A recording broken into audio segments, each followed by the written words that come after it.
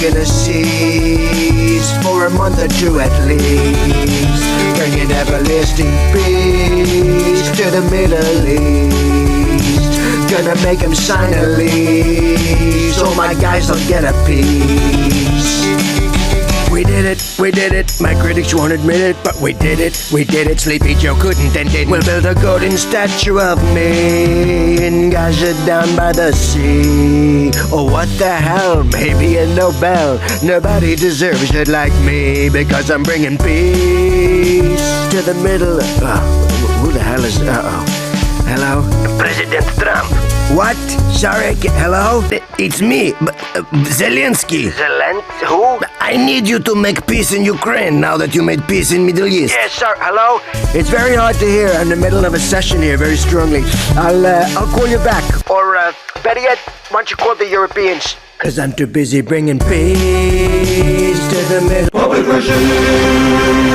2, 3, 8. Somewhere in the bowels of the city that never sleeps, Kevin McCullough, radio host with Salem Media, is a man also not sleeping. Syndicated radio talk show host Kevin McCullough. And that guy would like a word with you. Many of you know him as Nostradamus. Of course that Kevin show is going to be great. The only thing that could be greater, of course, would be that Donald show. We don't have that, so we have that Kevin show. Featuring the music of Dick Tunney and the Dream in Color Orchestra. Straight ahead, Daniel Flesch with an update from Israel. Patrice Onwuka, how the government shutdown is uniquely impacting women. Erika Donald's launching the America 250 Coalition for Educational Freedom. Sketch comedy from the puppet regime, Al Berry and the Babylon Bee. A sneak peek at the new film Soul on Fire. And Ben Fuller and Carrie Underwood in the spotlight.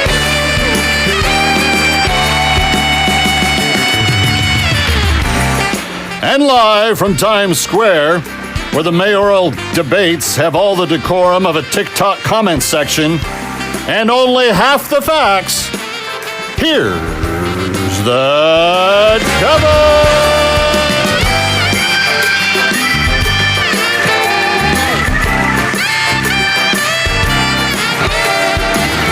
Welcome to the weekend, friend. It's good to have you. I am feeling particularly happy on this weekend, partly because I refuse to not accept reality around me. I'm not going to think about the mayor's race. I'm not going to think about how badly the Dallas Cowboys did last week. I'm not going to think about the shutdown and the direction that the Democrats are trying to take us. I'm going to try to put all that out of my mind and just spend. Okay, I can't. So I'm giving up already. Sorry. That's how bad it is. The only thing that brings me a little bit of peace, and I'm very excited about this, is that we finalized plans this week to take a few of you to Italy next year. So for those of you that follow my travel writings at That Passport Life, for those of you that follow my political rantings and ravings at townhall.com, for those of you that listen to me on radio, podcast, streaming, for those of you that watch me here on That Kevin Show on Salem News Channel and on BizTV, we have an exclusive 40 seats that we have available. And when they are gone, they are gone. But it is going to be a trip to Rome and then Sorrento, the Amalfi Coast. It is going to be beautiful, crystal blue water like you have never seen in your life. It is going to be the most delicious food you've ever put into your mouth. And we've got it for 40 people that want to come next year, and it is going to go fast. There are going to be so many people that hear about this trip that we're not going to be able to accommodate. So if you actually are really interested in going, it's a 10-day trip, 8 days in country. Next September 26th, I think, is when we leave. We're back sometime in early October. You better send me an email this week, thatkevinshow@gmail.com, thatkevinshow@gmail.com. We have an ebook that is basically the trip that I just took to Italy this summer. We're going to mirror that trip. The ebook shows you what we're going to go see in crystal beautiful full color print, and the ebook is free. You can request it when you write thatkevinshow@gmail.com, etc. I hadn't planned on talking about that, but I am excited about that because I feel happier when I'm in places like that than I have felt in New York this week. We had the mayoral debate this week. That didn't go so well. It was kind of poorly produced, and Cuomo stood there looking like a dead tree, and Curtis Lewa was talking over everybody, and Mamdani, though he is a true fish out of water, amateur up the wazoo, he had this ability to somehow come off kind of looking like the most cheerful of the three. And that doesn't do well for New York. Because I don't want a happy mayor. I want a serious mayor. I want a mayor that's actually going to try to keep our city from going down the tubes. And I will tell you, it struck me this week that with Mamdani, we have a bigger problem than we realize. Have you heard of the Islamic concept in Islamic theology and jurisprudence? Because it's both a theological concept, but it's also a judicial and legal concept called Taqiyya. Do you know what that is? I think that's how it's pronounced. Taqiyya, Taqiyya. It is in the Islamic tradition, this permission by people who are trying to help Islam come to power. It is a permission that they are given, according to the Prophet, to basically be a lying two-face. And you can be a lying two-face to the society around you, to the people that live near you, to the people that you live next door to.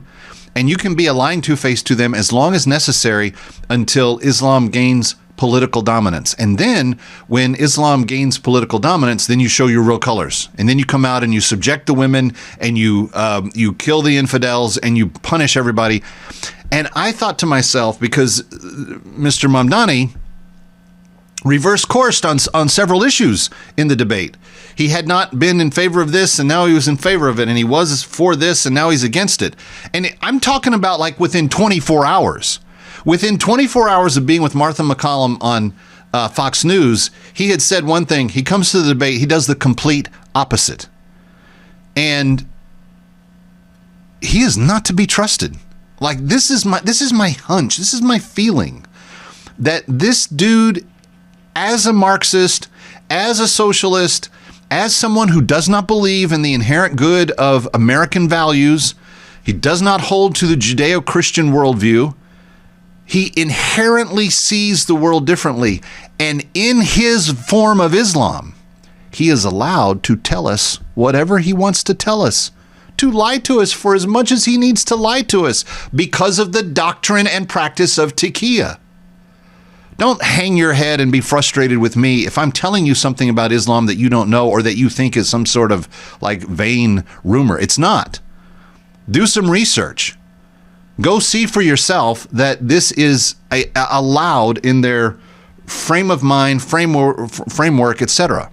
So he can literally say to Martha McCullough, who, by the way, I got asked never to be on her show again because I did point out at my last time I was on Martha's show, we were talking about the differences in faiths. And I made the comment, which she was trying to avoid, but I made the comment that there is only one of the major world religions that believes in killing the infidel. And she didn't want me to say it, and I said it right before we went to break, and she went with her head. I was like, that's it. I'm never going to be invited back, and I've never been invited back to Martha McCallum's show. But friends, just because you don't want me to say it doesn't make it untrue. And the doctrine of Taqiyya is thoroughly documented. It's thoroughly vetted. It's a part of how they practice their takeover of Western civilization. So they move in, they assimilate, sort of. They go along with things, sort of. And you know what the end result of it is? You end up with what we ended up with last week after the peace deal happened and everybody had been saying, ceasefire, save Gaza. And then the ceasefire happens and then they don't say anything anymore. They don't say thank you. They don't say, oh, great job. They don't say any of that. The ceasefire. And then they just go quiet. But then on October 7th, you have people in the streets here in New York with megaphones. That was only the first October 7th. There will be many more October 7ths, and we will visit them upon you, cruel infidels. Standing on top of benches and cars and saying this to crowds that are then clapping wildly. Friends, this is not something that is worth overlooking. Taqiyya is real. Mamdani is practicing it, in my opinion. Lying to you about what he believes so that he can gain power. It's what they're doing in Western Europe right now, all through London, France. It's what they want to do here in the States. Do we want that? I don't think so. We've got a huge show straight ahead for you. Stay with us. A live update on what's going on in Israel next. Daniel Flesch joins us.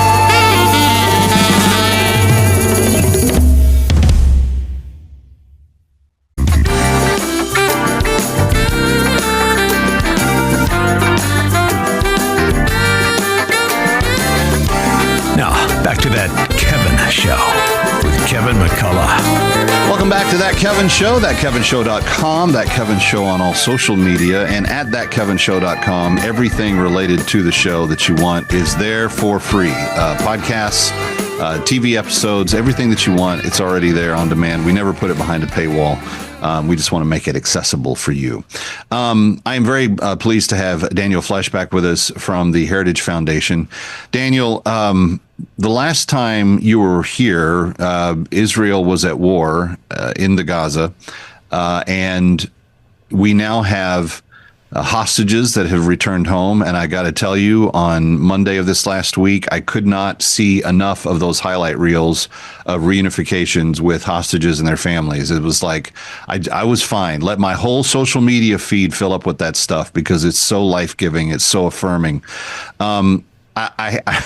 I got in kind of a bad mood and kind of went after everybody that wanted to make everything about Happy Indigenous Peoples Day. The Palestinians are indigenous people to the region. They weren't very nice to Israel. I'm not sure that just because you live in a region means that you're necessarily admirable. But my point being that it was a day of celebration, huge day for all of my Jewish friends here, Jewish friends in Israel. What do you think it means to the region now that this part has been accomplished and the more difficult thing of disarming and dismantling and disbanding Hamas is starting to get underway? Well, certainly, Kevin, for Israel, Israelis, and Jews around the world, myself included, we all breathed a collective sigh of relief and exhaled on Monday when those 20 hostages were finally returned home to their families and their loved ones. And the deceased bodies as well. Right. So in the deceased bodies, there's still 28, that only 4 of whom the remains that Hamas has handed over. We are still waiting on them to return the other 24, which evidently there's some difficulty in either identifying and locating them on Hamas' side, and that might be the first breach of this ceasefire agreement that President Trump brokered. So it remains to be seen. But right now, it's the ink is still drying on this, and already Hamas is violating it.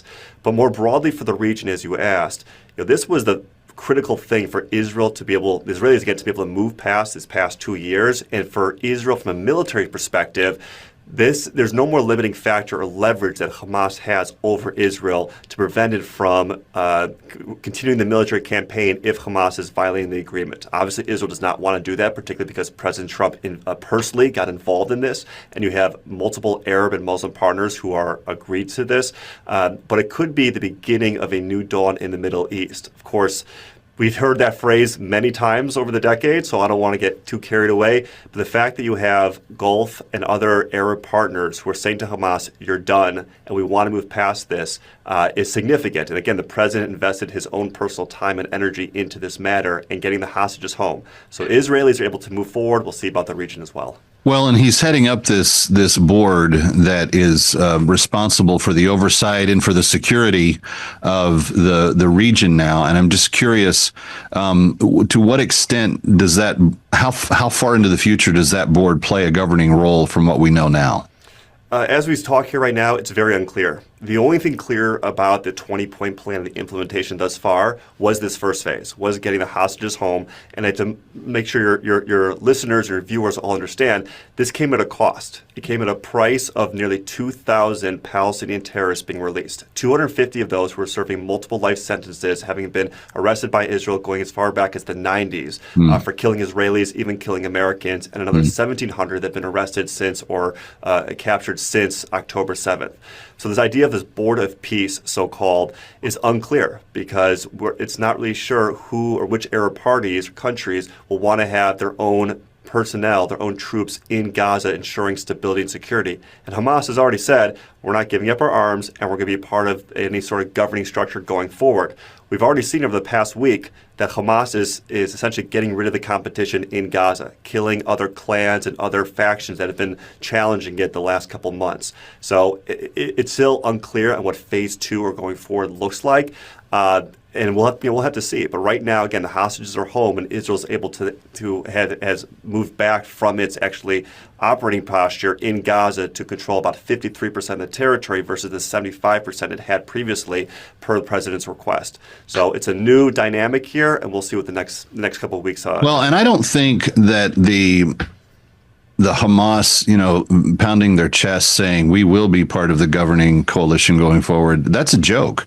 The president's made that clear that there can be zero input from Hamas into anything in the future regarding Gaza at all, or else he's told Bibi, we're going to let you go finish the job. So I don't know what these guys are smoking, and I don't know where they think that it's going to actually end up benefiting them to try to say things that are outside and I was reminded this week by speaking with KT McFarland about what a miracle this entire coalition is, because it was the president who took the risk on the younger Arab leaders in those countries that eventually became the Abraham Accords, 9-10 years ago, and said, you need to be more pluralistic in your governance. You need to have women, with greater freedoms, et cetera, et cetera. And the ones that have joined with him on this effort largely are those younger leaders that he identified and kind of encouraged all that time ago. They kind of silent during the Biden years, but they seem to be very enthusiastic about working together now. And the fact that the Abraham Accords withstood October 7th and never were really in jeopardy. None of those Arab states came to Hamas's aid or to Iran's aid. They clearly, even by not doing anything, stayed very kind of set on the side of Israel here. Yeah, it's really well said. And to take it a step or two further, the Abraham Accords, they didn't just survive October 7th in the 2-year war, but they actually were even flourished to a greater extent. And we're going to see even more of that in the coming months and years. The only non-Israeli airline or country to keep flying its airline was actually the UAE. Most other countries at some point in the last 2 years stopped flying to Israel except for the UAE, and they all maintained their diplomatic representation in Israel despite the war going on. The way thing to understand about these Arab countries, particularly the Abraham Accords ones, is these countries are very much businesses. And what they want is certainty. And Hamas, in many respects, is very bad for business. And Israel, one of the reasons the Abraham Accords came together is because Israel is on an upward growth trajectory from an economic, technology, et cetera standpoint. And these Arab countries want to buy into that and obviously improve relations with the United States. So having them say now to Hamas, you're done, and getting Saudi Arabia involved, getting Qatar involved, and Turkey involved, which are the two sponsors also in addition to Iran of Hamas, saying we're done with this war, give the hostages back, we need to think about the day after in the future, is very significant. And the president certainly has staked his political and personal reputation on this, and I think it's been paying off thus far. Did you see the gratitude and the the ebullience of Netanyahu's speech this last Monday about President Trump as being the authentic, genuine, like that was just his heart exploding in front of everyone?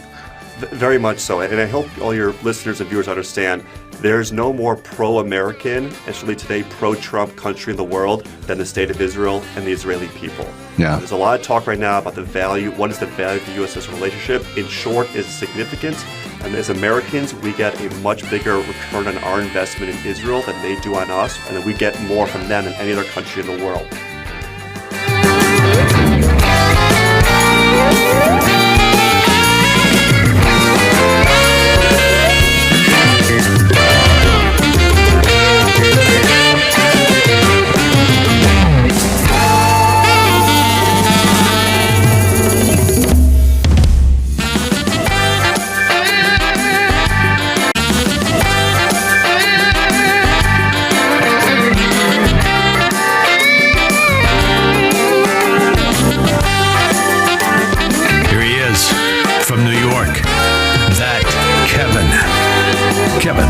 Welcome back. Kevin McCullough, glad to have you with us. We're talking with Daniel Flesch from the Heritage Foundation. And Daniel, I can't help but watch New York and Jerusalem and Tel Aviv kind of take on juxtapositions right now. Because those are the three largest Jewish cities in the world. And in New York, you have a Jewish population that is about to probably be under the rule of a mayor who has said things like globalize the intifada, from the river to the sea. Even the groups that came out on October 7th with megaphones and said October the 7th was only the first October the 7th. There will be many, many more October the 7th here in the streets of New York. People were saying these types of things in public rallies. There seems to be, even though Israel is very happy with the U.S. right now, still a great deal of concern. What is the New York dilemma in your mind, and how does it eventually get fixed? It does not seem like the mayoral candidates have the power to stop this election from happening to an outcome that is disfavorable. I'm just curious your thoughts. Well, in short, I think the only way to get a favorable outcome, as far as I understand it, is for either Andrew Cuomo or Curtis Sliwa, who's the independent Republican candidates respectively, perhaps Sliwa in particular, to drop out so it's one-on-one race. That gives the best opportunity to defeat Mamdani. And so, but more broadly, this is a very big concern that all Americans should be aware of. And this is certainly an issue for the give or take a million Jews who live in New York City, for all of us in the Jewish community outside New York City as well, but for Americans more broadly, because anti-Semitism, and Zohar Mamdani is an anti-Semite. Anti-Semitism is the canary in the coal mine that society has a virus, is infected with a virus, and it wants to bring down its host. In this case, the host is American society. When you're talking about globalizing the intifada, what are you advocating for?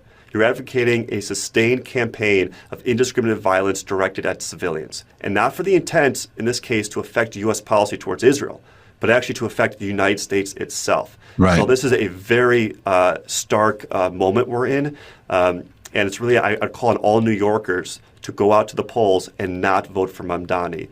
What lessons do we need to learn from the UK, London, many of its suburbs that have gone down this path, electing anti-Semites in recent election cycles? So if you want to see what the United States can become in a generation or sooner, just look at Europe.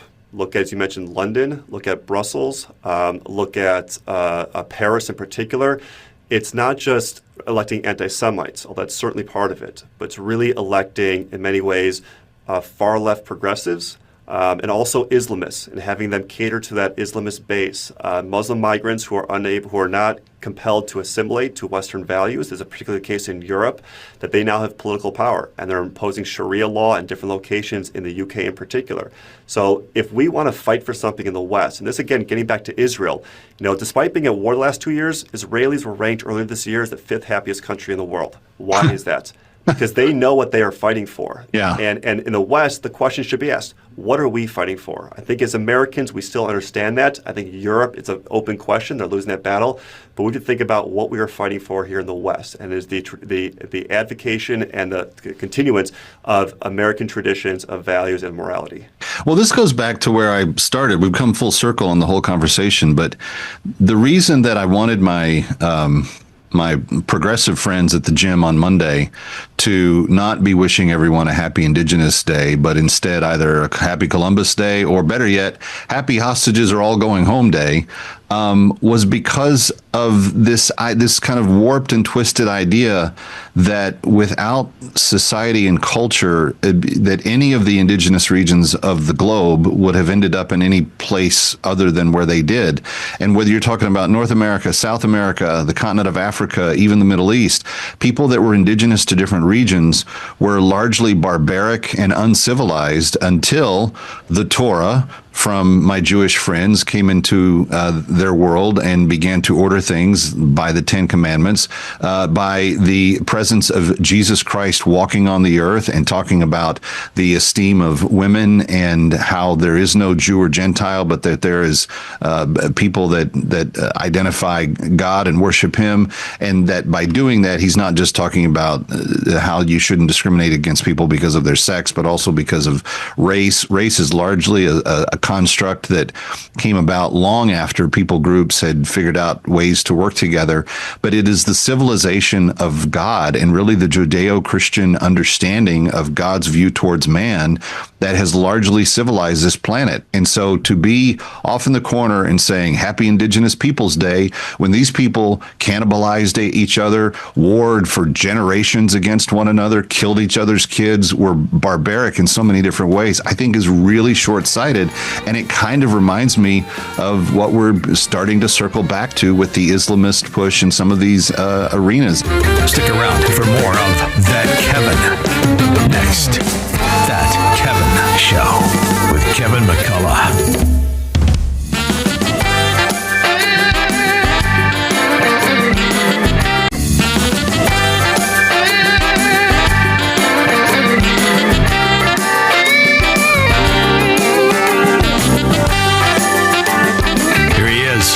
From New York, That Kevin McCullough. Welcome back to That Kevin Show, thatkevinshow.com, That Kevin Show for all of the social, the podcast, everything that you need. It's all in one place. Please go check it out. Thank you for being here. And I'm thankful that Onwuka is here because Patrice comes and talks to us about really important stuff. And Patrice, now the shutdown, as we're having this conversation, I think it's been 16 or 17 days. We are starting to get from the president this idea that, the Democrats are really going to be pinged for this. I see some polling. The polling seems to be mixed. I think where mostly mainstream outlets are getting the polling done, it's showing kind of an even split, or maybe even Republicans are slightly being blamed for it. But the truth is, the government would have been opened a few times already if the Democrats in the Senate had voted on the continuing resolution clean bill that didn't attach any other things to it except keeping the government open. So where do we sit today? What is happening and how's it impacting people? Well, today we've hit already our 8th vote, where, again, Democrats, most of them have decided to keep the government shut down. And so you have tens of thousands of furloughed federal workers. You have about 4,000 federal workers who were laid off as of last Friday, some of whom may have been brought back. And then we just saw last night, I think, a federal court in California decide to halt or block more layoffs. And so at the same time, you have all of these federal agencies shut down. And what that has meant is the last paychecks have gone out for a number of federal workers last week, and that was prorated. I'm married to a federal worker, so I know this. Oh, nice. But what we're now expecting, though, is what's going to be happening next. And I give a lot of credit to the president and his administration for finding ways to move money around for programs that are really high importance that need to be funded. And we're talking about in the DOD finding money from research to be able to ensure that our servicemen and women are getting paid. And then for the women and children, the pregnant women and children feeding program, WIC, that's being funded by tariff revenue. So look for more of this where there are high priority issue areas that are going to be maybe funded for a little bit longer, but a lot of other programs are going to be shut down. Well, and I'm kind of a mixed bag when it comes to this whole shutdown thing because for the first few days I was kind of like, I don't know that the world's going to terribly miss Washington, D.C. not operating the way it normally does, particularly in all of its wasteful ways. Obviously, my brother-in-law is forward active duty Navy. I want him to get paid. I want my niece and nephews to be able to have breakfast and everything else. Yeah. But at the end of the day, I don't mind if, like, the DOE kind of has to endure some of the more wasteful areas. I'm not that upset if some of them are gone. But let me ask you this. You mentioned the tariff revenue. The president's made a big deal. His press conference on Wednesday made a big deal about the trillions of dollars that they are bringing in literally from tariffs. Is it possible that the president gets to axe every program that he doesn't like and keep everything funded that he wants to if the tariffs continue to operate in such a successful fashion? It's kind of a pipe dream because I really like small government, but what's the correct thinking on that? Well, we've got to take a nuanced approach, which is that we have tariffs now, they're implemented, and they are generating significantly more revenue than was expected. I believe Scott Bessent is projecting less than $1 trillion this year, somewhere in maybe the $500 billion range. But it's cushion, which is really important, and cushion for a program like the feeding program that's going to be kept open right now. Feeding the children was one of the things I wanted to make sure that we got done, yes. even in the women shutdown. And children. So this is a program feeding 6 million poor, not just middle income and high income, actually poor women and children, pregnant women. So it provides nutrition for those. Wait a second. People. I got to ask you this, because we're burying the lead here. The mean orange man in the White House is feeding the poor women and children when the Democrats actually voted not to feed them. Is this how I'm understanding it? It is exactly right. I wrote in The Hill just last week about this. Let me up your point a little bit more. Who are the Democrats keeping the government shut down for? Well, they want the Affordable Care Act subsidies that were enhanced and plussed up and given out to more people who earn over 400% of the poverty line. The WIC program feeds people under the poverty line, like 100% of the poverty line or less. You're talking about the Democrats want to keep tax subsidies for six-figure household incomes in America to continue to get taxpayer dollars to buy health care. Well, that's a discussion we can have, but I would rather make sure that truly poor people in America are being taken care of and our government is not held hostage so that middle class and frankly rich people in this country can continue to get subsidies. And then also, of course, ensuring that illegal immigrants can also continue to get care through the backdoor means paid for by taxpayers. Yeah. So that's what Democrats are trying to keep the government shut down for. And you're right to say President Trump is actually helping the poor here. This is why I love having Patrice on, because you break all this down for us. But just to make it perfectly clear, everybody watching, President Trump helping American citizens, especially the ones under the poverty line, Democrats wanting to help six-figure earners and illegal aliens, and that's why the reason that the government is shut down right now. And I think that as much as the networks may try to bury that messaging, the more the American people understand that, the more they can kind of really make an educated decision the next go around on who they should be voting for. Because at the end of the day, this isn't a both parties problem. This is a single party that is trying to really play only to their constituents, and the other party trying to say, I need to help Americans first, and especially those that are in greatest need. Well, absolutely. And let's not forget, this continuing resolution is clean, meaning that there are no divisive policy changes. There are no funding level changes that I think a lot of conservatives would want to see reduced funding levels. No, it keeps it exactly the same. And Democrats have voted 13 times for this very same bill. So what is different now? Well, I think they think that this is a leverage point.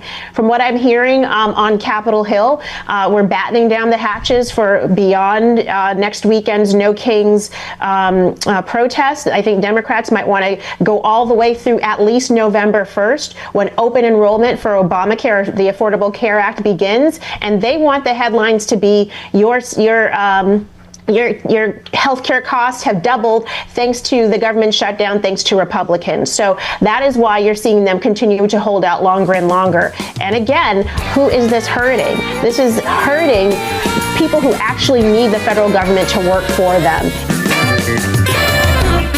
Stick around for more of That Kevin. Next, That Kevin Show with Kevin McCullough. For years, the media has been advocating to free Palestine for clout and ratings. But the president has called our bluff by actually freeing Palestine, and we have no way of calling him a fascist for it. Did anyone check if the Nazis freed Palestine? If they did, then we can say peace in the Middle East is connected to white supremacy. That's not a bad idea, Don. Perhaps if we find proof only a fascist would free Palestine, we can get Antifa to protest this peace deal. Now, there's no evidence we know of, but there's an organization who have no problem pulling history out of thin air. We just need someone to go talk to them. Well, as someone who's black and gay, I think it should be me. I'm glad you're here, Don. At the History Channel, we do our best to present history as it could have been had it happened exactly the way we said it did. Well, that makes sense to me. Anyway, what can I do for you? Well, me and all the other journalists are annoyed the president freed Palestine, so we're hoping you guys have evidence the Nazis did that too so we can link it to white supremacy. You know, I recently pulled something like this out of my butt. Apparently the Nazis wanted Columbus Day to be a national holiday in the United States. You know, I may have something that can help you.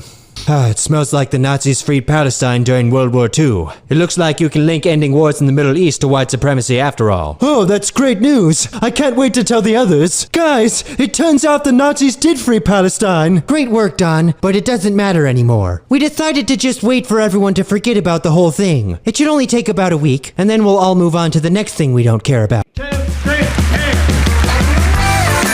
Somewhere in the bowels of the city that never sleeps Kevin McCullough, radio host with Salem Media, is a man also not sleeping. Syndicated radio talk show host Kevin McCullough. And that guy would like a word with you.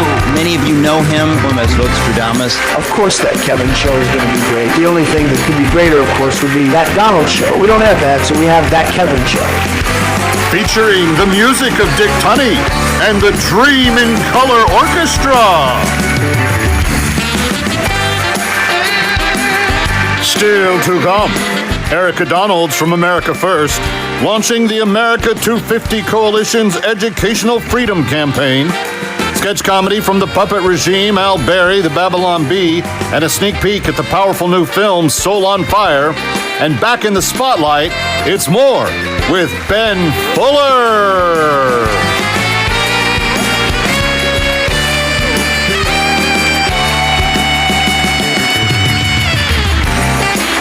And now, from Times Square, where Andrew Cuomo swears he's a new man, Zoran Mamdani swears allegiance to the ICC, and New Yorkers are just swearing, here's Pat Kevin!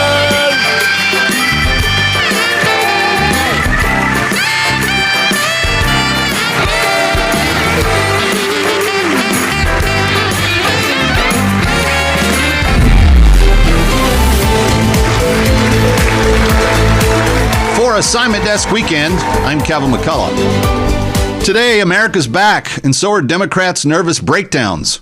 At the so-called Unity Dinner, Democrats unveiled an 86-47 sign. Apparently, their very subtle way of saying erase Trump and his voters. Because nothing says unity like using the kill order at a restaurant while your guest sips Chardonnay, sponsored by the Soros Foundation. Yes, the same Soros network that is now funding a national protest tour called No Kings, which is also weird since their whole platform revolves around replacing Trump with a technocratic monarchy run by unelected bureaucrats. House Minority Leader Hakeem Jeffries also lost his cool this week, unleashing a personal attack on Press Secretary Caroline Leavitt, calling her sick and demented, which honestly sounds like projection from a man who thinks impeachment is a daily vitamin. Caroline responded with a smile and a stack of poll numbers showing the president's approval rating among independents now higher than Taylor Swift's ticket resale prices. Meanwhile, the FBI nabbed a pro-Hamas October 7th attacker living comfortably in Louisiana. Turns out the man chanted from the river to the sea and apparently meant from the Jordan to the Mississippi. Local law enforcement said he blended right in, right up until he tried to replace the nativity display at City Hall with a Martyrs of Gaza float. In Nashville, a country singer went viral after screaming at Christians for supporting deportations, insisting Jesus would never separate families. Which is true, unless you've read literally any verse about heaven and hell in the Bible. Down in Florida, 3 wannabe TikTok inspirers tried to break into a home. The homeowner, a retired Marine, gave them a practical lesson in stand your ground. Police say the intruders fled, dropping their iPhones and self-esteem somewhere between the porch and the ER. In tech news, America's entering what experts call a new computer arms race. The White House says the goal is to ensure AI power stays in American hands, unlike, say, the Biden laptops. In New York, the mayoral debate turned into a comedy show when one candidate accused the other of never having a job. The audience gasped, not because it's untrue, but because that resume once qualified people for cabinet posts in the last administration. In sports, Aaron Rodgers was tackled by his own teammate while celebrating a touchdown.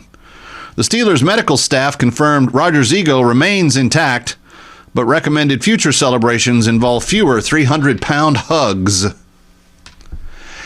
Actress Keira Knightley drew fire from liberals for laughing off cancel culture questions about J.K. Rowling. Conservatives cheered, liberals melted. Rowling tweeted, "Welcome to reality, darling. We've saved you a seat next to sanity."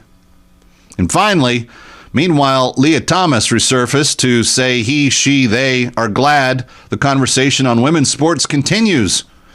Women around the world responded, "We'll take it from here, Will." For Assignment Desk Weekend, I'm Calvin McCullough.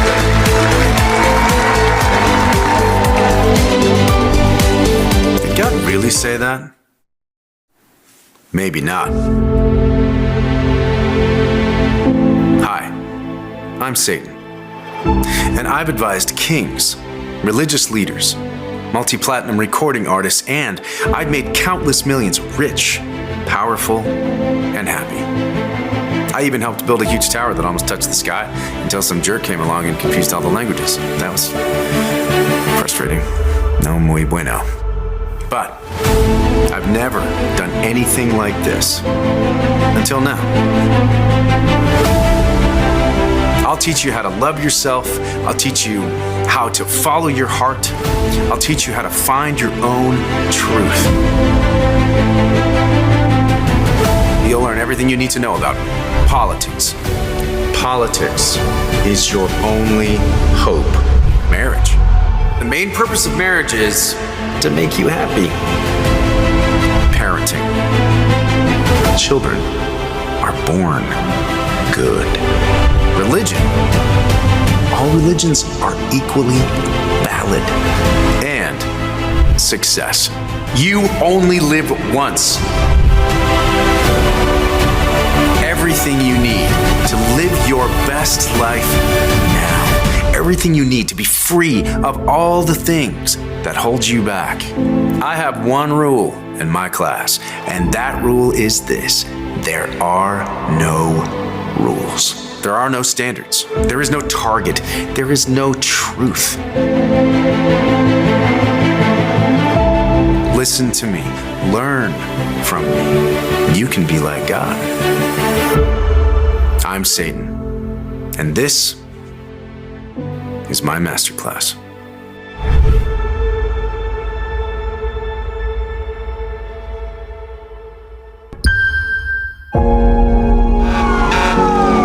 Come on, John, stay with me. Wake up! Coming through.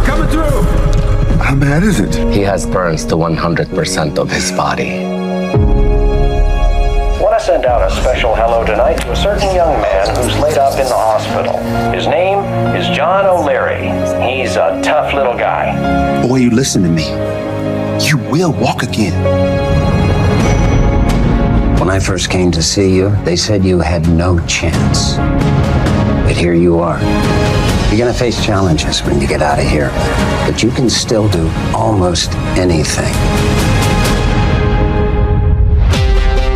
Do you like to dance, Beth? No, but I will. Who is that guy? John O'Leary. He's kind of a legend around here. Why didn't you ask me out the night we met? Figured you wouldn't want me to. Welcome to the first project of O'Leary and Bright's construction. Yeah, everybody grab a hard hat. Ladies first? No. Why would a man who can't hold a hammer choose to be a contractor? I guess I like to just see houses for what they can be, not what they are. I have a scout troop, and I heard about what happened to you. I just thought that my girls might be inspired if you came and talked to them. Oh, wow. I may have an idea for a way that we could work together. Public speaking? I hope you got better at it. I know what it feels like to think you've probably thrown your life away. To move through the adversities of life, we must have a reason to thrive that is bigger than all the challenges that we face. If you focus exactly on loving the life that you're living right now, not the life that you think you could have had or should have had, that's the whole deal right there. Everything that you did, why me? Seemed like you needed it. You built a good life. out of ashes. Remarkable. The most powerful weapon on earth is the human soul on fire. Ready or not, we'll be right back. That's Kevin.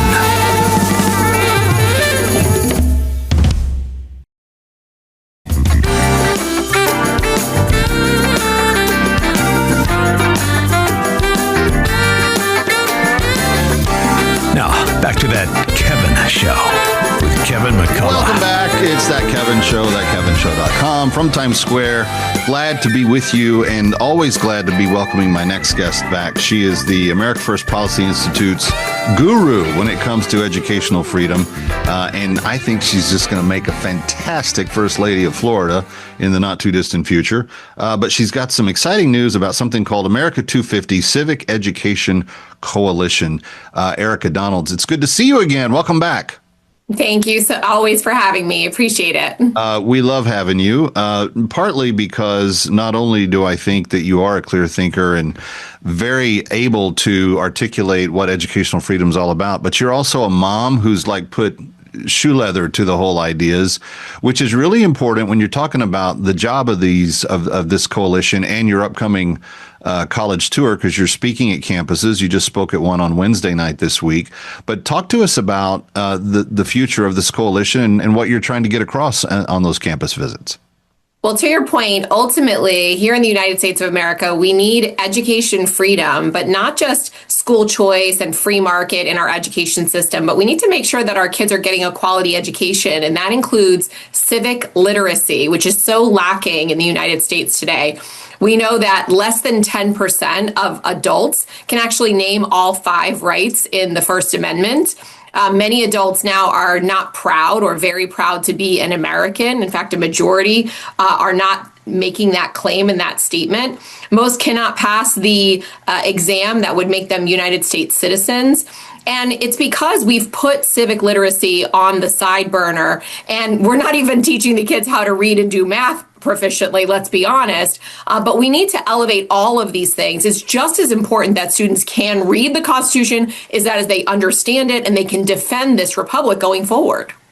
Well, and what an unusual week for us to be having that conversation, given the fact that I didn't get into fistfights, but I wanted to on Monday over the Happy Indigenous Peoples Day versus Happy Columbus Day versus my Jewish friends who were happy the hostages are coming home day. In that little soundbite, Erika, there's 3 distinct perspectives of American history, American greatness, and what really the greater Western civilization did to the rest of the world. I mean, if we think about these groups that are really wanting to keep Happy Indigenous Peoples Day at the forefront of all of our minds, I would just like to point out to them that in South America, indigenous people boiled each other in oil and ate each other as cannibals. In the Northeast and Northwest here, you had warring factions that had wars that extended decades long against one another and were completely brutal towards one another. And it's not that European settlers did everything right when they came to the New World, but without the influence of things like the Torah from the Old Testament and Jesus himself and his teachings about equality of man and everything else, you wouldn't have a civilized Western history to even be able to understand where civic America came from. So we've got our work cut out for us on this front, no? We do. And that is why it's so important that we teach Western civilization in our schools, in our high schools, the importance and what Western civilization has actually brought to the entire world. I mean, look at the leadership that the United States has exhibited, not just this week in the release of the hostages and bringing peace to the Middle East, but the industrialization, the innovation, and the economic prosperity that not only our own country brings to its people, but to nations around the world. We truly are a leader, and it's because of the founding of this country and what our founders believed in and the tenets of Western civilization that have allowed prosperity to flourish in the United States and around the world. It is to be celebrated. Christopher Columbus, of course, a big part of that, and a reason why he was a celebrated figure in history. You know, CRT and some of these radical ideals want us to isolate one thing about each of our historical figures and focus only on that instead of the totality of their contributions to the United States and to the world. And that's why we need a full teaching of history. Which was my whole point in my column, because you're literally celebrating cannibals and warring factions that would not even leave each other's children alone versus the this person had slaves, that person did this. And Erika, you and I are both Christians. We both understand that if mankind had been perfect, there would have been no need for Jesus to come anyway. So it's kind of like, yes, the depravity of man is a given. It is a constant, but history is made by people who overcome that. I'll never forget my good friend Dennis Prager talking about how all men who've lived in history have been flawed, but the ones that we celebrate are the ones that overcome the flaws to accomplish great means. And when it comes to the understanding of our nation, none of these men were perfect. But man, what a combination of intellect and minds, and I think God-given direction to formulate the greatest strivings for human rights, for long-term prosperity, for the ability of people to truly be independent and free before a holy and loving God. I mean, what we did here with this little experiment called America was never done before. There's a reason for that.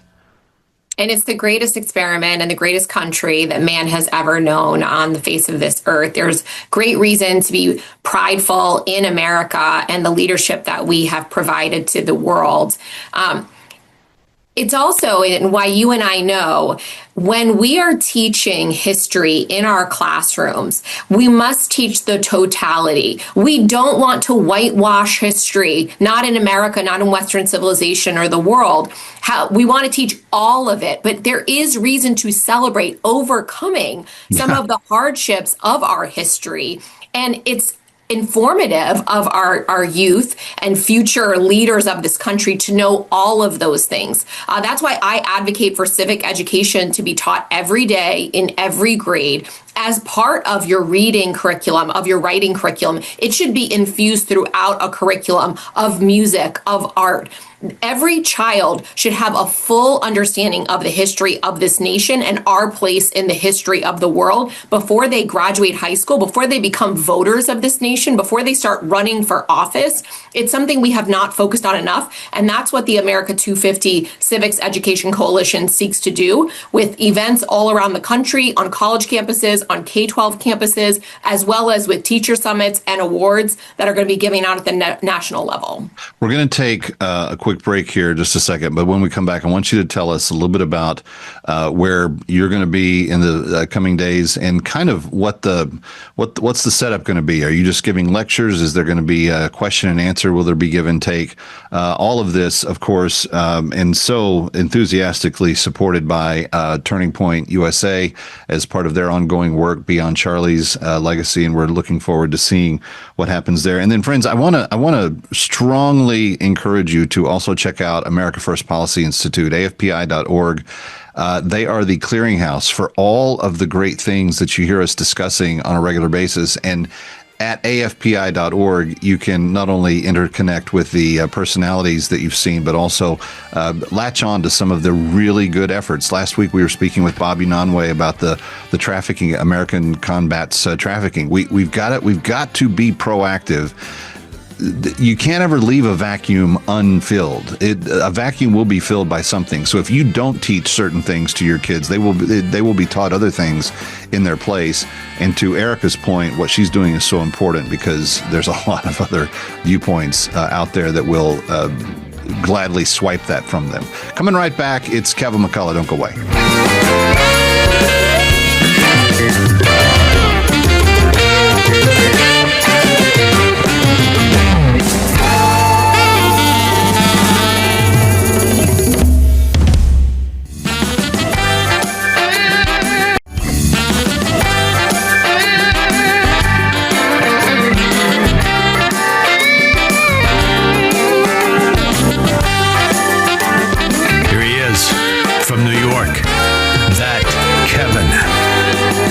McCullough. Welcome back to Times Square. Kevin McCullough. Hope you're having a great one. We are always pleased to have Erika Donalds with us in her new opportunity, the America 250 Civic Education Coalition. You know, I was thinking, Erika, around Salem, the loss of Charlie Kirk is something that we still feel every single day. But I'll never forget one of the most powerful YouTubes I saw of him was at one of his Ask Me Anything tours, and he's sitting at the desk, and a guy comes up and he goes, you know, how can you deign to answer questions about economic theory? And he goes, oh, okay, cool. Are you an economist? He goes, yes, I'm an economics major. And he goes, okay, what of the great economists have you read in your second year sophomore economics courses? And he goes, well, what do you mean? He goes, well, have you read Sowell? No. Have you read Basquiat? No. And he kept going down the list of the 8 or 9. No, Hayek, no. No, every one None of them. And he gets to Keynes, and yes, of course, they knew who Keynes were. And that had been the only economist this second year economics student had known. And he goes, friend, you're not getting an education. You're getting an indoctrination. Right. One single viewpoint of subject matter that comes at it from one perspective. And he said, oh, by the way, these 8 or 9 economists, they disagreed on some things. They agreed on others. They're all worth knowing their theories on because they all are at work. To a large extent, and I said this before the break, if you leave a mind empty, the void will be filled by something. And if we're not proactive about it, it will be filled by the wrong things.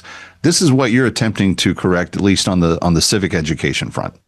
Oh, 100%. And that's why it's so important that we do go to where these students are, go on college campuses and invite them into the conversation. Charlie Kirk showed us that these college students are actually very hungry for debate. They know they're only getting one side of the story. They know there's something missing, and they're looking for someone to draw that out of them, to draw open these questions and have these debates and discussions. We're not saying we have all the answers. What we are saying is that there shouldn't be only one viewpoint that is presented. And that's why the podcast Surrounded is very popular now. You had the conservatives or the liberals going up against 20 others, they're of opposing opinions and actually talking through a lot of these difficult issues. I think it's a wonderful trend. It's something that college campuses really should have been this entire time. They were when they were established. They're not anymore. But thanks to Charlie Kirk, the work he's done and the work that we're trying to continue with his legacy, hopefully we can make them thought leadership areas as well again. So when you go in for one of your civics education events, what is it going to be like for people that haven't been to one but may want to in the near future? So the ones that are associated with America 250 Civics Education Coalition, that's in partnership with the Department of Education, and we're coordinating very closely with them and 40 coalition groups to do these college lecture series that is specifically on civic education in America, patriotic education, why it's important, the history of our country, why we should be so proud of this. I'm also doing a college tour and speaking to many of our Turning Point chapters, our young conservative leadership chapters, and just to college students in general, sometimes partnership also with the Leadership Institute.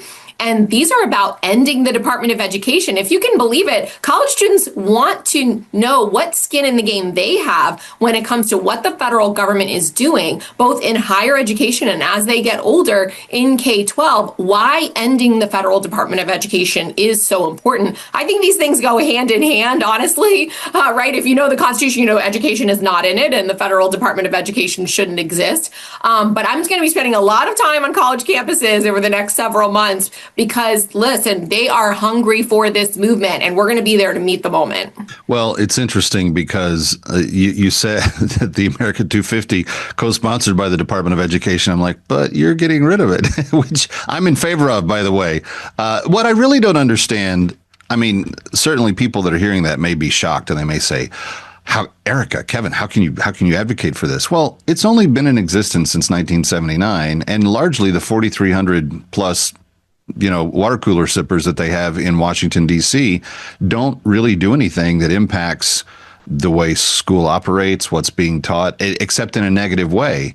And I kind of think that if you're an extension of the federal government, you should have to justify your existence. And I'm having a hard time justifying theirs. The Department of Education has not educated a single child. It is a lot of paper pushing bureaucrats that are passing money through from what has been appropriated in Congress, much of which existed before the Department of Education existed, when you're talking about Title I and IDEA funds that go to the states.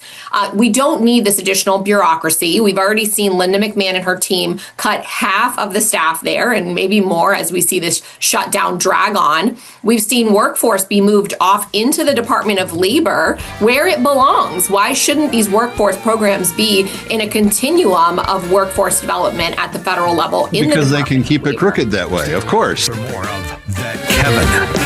Next, That Kevin Show with Kevin McCullough.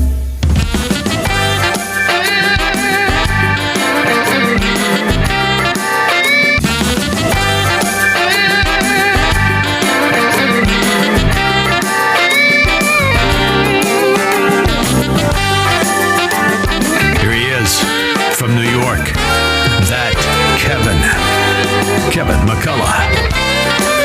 Welcome back. Happy weekend. You know, it's funny because that Life of the Showgirl thing from that Taylor Swift person came out, I told you about. Kind of a big deal. Broke every streaming record Spotify ever had, will ever have. Talk to the Swifties. It's like every time she does anything, it's like the most important thing ever. And I know because there's a couple of them in my house, so I live with this all the time.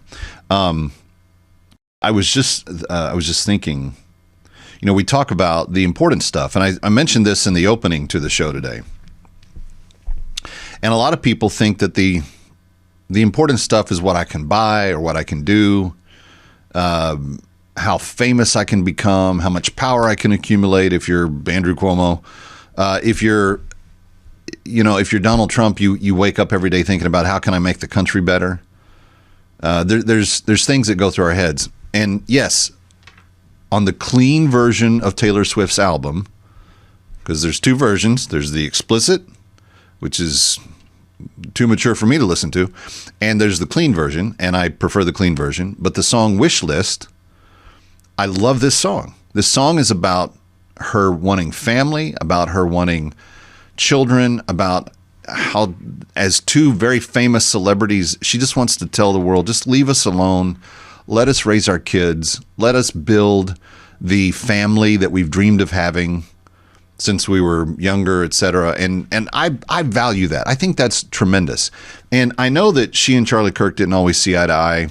I know that Charlie Kirk's pals were often very rude to Taylor Swift. I will say I don't think Charlie participated in that.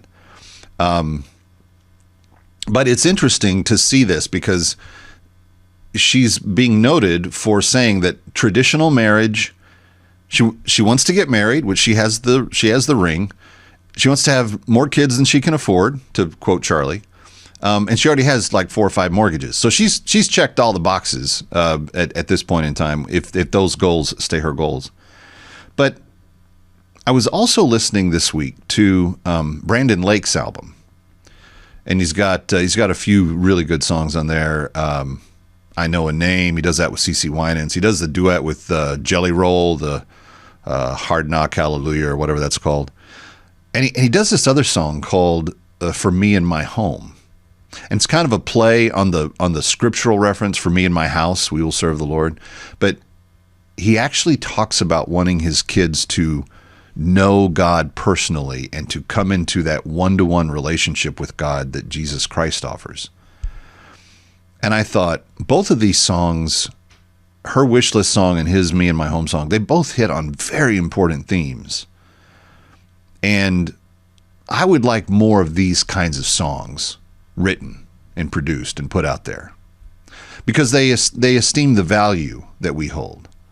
And the values that we hold at this microphone of recent years has been to help mothers who have been enslaved to return home.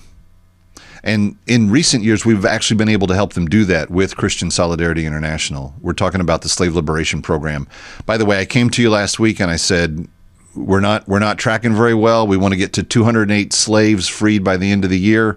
We were only at 72. 7 of you stepped up and said, we're going to do a slave each. Thank you. because we're just about to break 80 slaves liberated for the year. That's still a long way from 208, but friends, every life we liberate, every woman that we free, it gets us closer. And if you don't know what I'm talking about, it's something we've done for a number of years, but for a one-time gift of $250, you will not only help that slave come to liberation, but then be given everything that they need to start their life over again when they come out of slavery. So the idea here that these slaves were taken during the Sudan Civil War, the world powers settled the war, gave the two different, the Muslim fraction and the Christian fraction their land, and said you can have your own governments in your own place, but they didn't do anything with the people that had been taken slave, particularly the women. Many of them taken at just 5, 6, 7 years of age, being given to cruel taskmasters that they then served for the next 10, 12, 15, in some cases 20 years. Now they have the ability to be freed. Christian Solidarity International, my partner, is guaranteeing their freedom and getting them back to South Sudan safely. They're not being re-enslaved or recaptured or anything like that. There's no recidivism. But they're just being given everything that they've missed out on in life. And so that bag of hope that the $250 will supply them will give them their food, their crops for future food, the utensils they need, the blankets and tarps and things like that to help protect them from weather. It gives them a little she-goat that helps them produce a micro enterprise for their life. And we're getting their children released now too. Some of in the past, they weren't always allowed to take their kids with them. But in slavery, if a slave master rapes you, oftentimes you end up pregnant. And these slave moms have loved their mom. And I have to think, going back to the Taylor Swift thing, it's not that much different. Mothers have a desire to love children, and it's a healthy and good thing. So your $250 will liberate a slave for sure. It may also liberate the child simultaneously if we are able to do that, if they have one, etc. But we need your help. There's 208 names on the list. We're just coming on to name 80 for the year, and that means we have 129 to go or something like that. So can you please consider helping us? 800-342-1010. 888-342-1010. A $250 one-time gift will liberate one of those slaves. And then they're not just turned loose.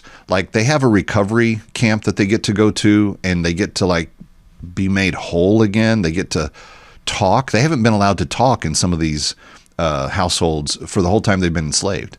But they get to tell their story. They get to see other slaves that have come out. If they don't have a specific home to return to, there's a community that they are invited to be part of. It is a beautiful thing. It is a wonderful thing. Please go to bringherhome.org, and see with your own eyes what they're doing. Bringherhome.org. It'll tell you everything that you need to know about the program, but bringherhome.org will make that difference. 888-342-1010 will get that slave liberated and on her way to freedom. And before Christmas, we want to make sure we get them all. Stay with us. It's Kevin McCullough. Come right back. Ready or not, we'll be right back.